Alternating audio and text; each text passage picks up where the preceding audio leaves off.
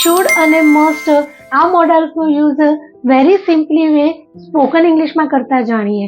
તો first of all let's know through the grammar sense. Any કોન્સેપ્ટનો certain knowledge વગર while speaking your mind might confuse to use a grammatical words. Am I right friends? સાચી વાત છે ને મિત્રો. તો શુડ એ કોઈ પણ એડવાઇસ કે સજેશન આપવી હોય કે લેવી હોય તેને કમ્પલસરી કરવાનું હોતું નથી.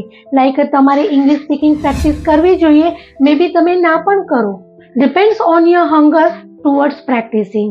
જ્યારે મસ્ટ એ કોઈ પણ એડવાઇસ કે સજેશન આપવી હોય કે લેવી હોય તેને કમ્પલસરી ફોલો કરવાનું હોય છે કે તમારે ઇંગ્લિશ સ્પીકિંગ પ્રેક્ટિસ કરવી જ જોઈએ.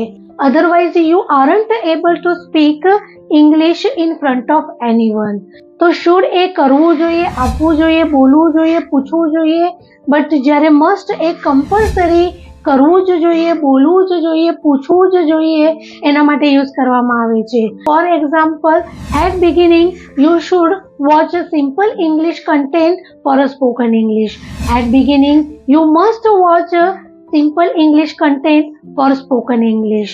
Hope now you understood and must be followed in your daily speaking practice.